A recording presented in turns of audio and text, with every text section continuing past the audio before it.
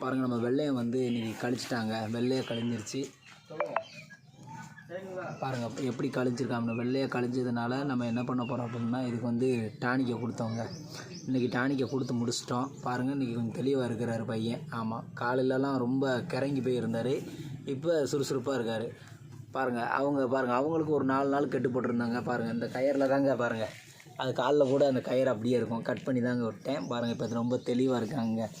ஆமாங்க, எப்போவுமே நீங்கள் ஆடு மாடு வளர்க்கணுன்னு ஆசைப்பட்டீங்க அப்படின்னா ஃபஸ்ட்டு அதுக்கு வந்து மருத்துவத்தை பற்றி முழுமையாக தெரிஞ்சுக்கிடணுங்க. ஆமாம், என்னென்ன மருந்து வகைகள் இருக்குது, அதை எந்த காலகட்டத்தில் அதுக்கு போடணும் அப்படின்னு சொல்லி.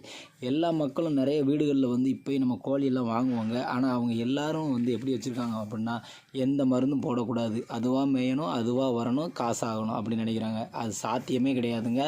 ஏன்னா எப்போயாச்சும் ஒரு நாள் அந்த கோழி அதிகமாக பெருகும் போதோ, ஆடு பெருகும் போதோ, அது ஒரு நோயினால் பாதிச்சிருங்க. பாதிச்சு அப்படியே டோட்டலாக காலியாயிருங்க. அப்படிலாம் நிறைய நடந்திருக்கு. அது மாதிரி தாங்க நானும் இருந்தேன், உண்மையை சொல்லணுன்னா. ஆனால் இப்போ அப்படி எதுவுமே கிடையாதுங்க. நம்ம வீட்டில் எல்லா மருந்தும் இருக்குங்க. இப்போ பாருங்கள், இதெல்லாம் நம்ம வந்து ஒரு 600 700 1000 வரைக்கும் போவோங்க இந்த சேவல். ஆனால் நம்ம வந்து அவசரப்பட்டு நம்ம வந்து மருத்துவத்தில் ஒரு 50 செலவு பண்ண விட்டுட்டோம்.